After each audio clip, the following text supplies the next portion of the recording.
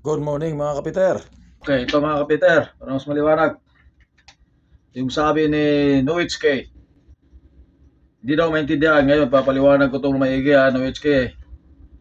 Yung gamit natin dito, apps. Flat pattern ang tawag na apps na to mga kapiter. Yan. Sa nakikita nyo, pindutin natin tungkol sa baba. Okay. Tapos pag pindot niya mga kapiter, i-input natin yung gusto nating diameter na gustong kukunin. 380. Tapos yung height 60. Equal, ito ang resulta. So mayroon tayong 199 na reduce. Saka mayroon tayong 57.90. So 58 na yung run off mga kapiter. Yung angle niya ay 16.71. So yan mga kapiter. Okay. Ang technique natin to mga kapiter, apps sa cellphone. Kahit saan tayo, basta may signal o walang signal, basta may cellphone ka, makuha mo na yung mga formula. Hindi na tayo mag-compute. Okay mga kapiter? 398 mm. MM. Ito yung kabuuan. Yung radius nito, yung radius, yung kalahati. Ito yung kalahati, radius. Radius, 199 mm. Maliwanag na. 199 yung radius. Pero yung kabuuan, 398. Kailangan diameter. Kailangan makuha natin itong 380 na diameter. Ngayon, pag isisirado natin to, magiging 380 na to. Pero pag hindi pa isisirado, 398. Okay. So itong sukat na to dito mga kapiter, yan. Ang sukat yan, ang tawag yan chord. So ang chord yan mga kapiter is 58. So ang chord nito is 58. So mula dito sa ganyan ito, ganyan, ang sukat niyan is 58 mm. So ito yung chord.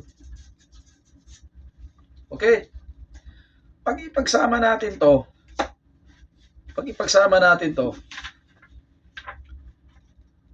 magiging 380 mm na lang to. So, galing dito sa 398, papunta dito magiging 380 na lang. Kasi mayroon na tayong chord na hinati natin to. Binawasan ng 58 chord. Paano magbawas ng 58 chord? Yung bilog na yan, mula dito, magsukat tayo ng 58. Yan. Ito yan. So, 58. Mula dito, tsaka dito, magkating tayo ng 58 mm. So, tatanggalin natin to ngayon. Yan. So, ito na yung magiging resulta. Ang diameter nito, 398. Kailangan, pag isama natin, pagdugtong na natin to, magiging 380. Kasi, ito yung desired na sukat na gusto nating makuha. At saka yung height. Okay? Tapos yung height, 60 mm.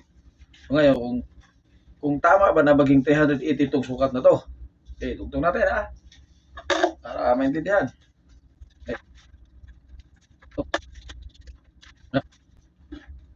Susukatin natin ngayon kung 380 ba ang sukat nito. Ayan mga Peter. Sa nakikita nyo, 380. 380. Ayan. May marka na. So nakikita ito mga kapiter, ito yung height. Tanggalin natin to. Sukatin to kung magkano.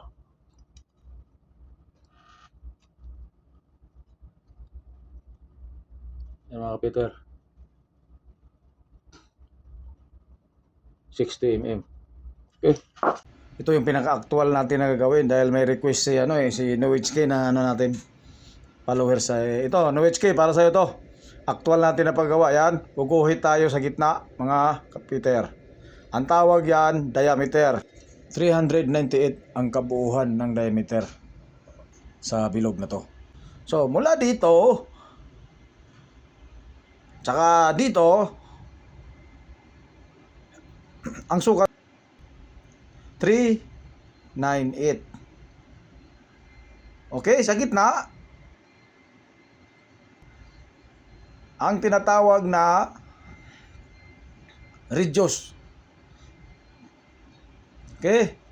HK, pakinggan mo to ha. Ito yung reduce. Ang binigay sa atin ng apps na flat pattern, 199 yung reduce.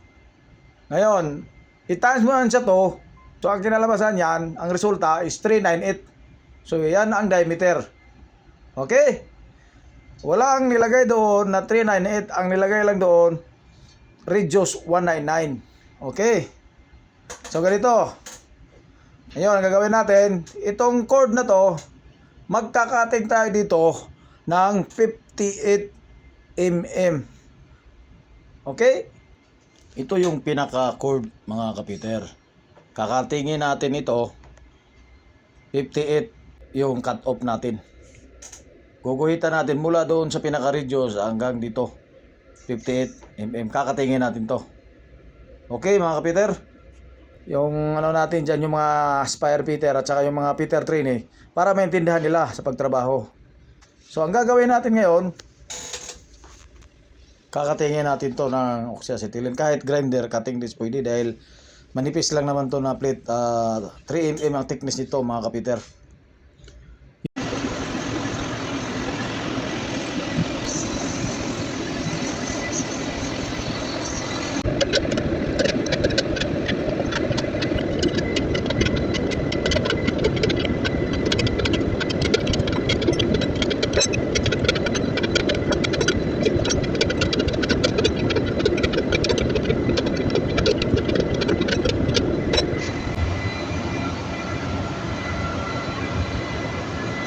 Na po yung nagawa natin na yung kabuuan na to na napagdugtong na natin yung kabilang cutting ng cord.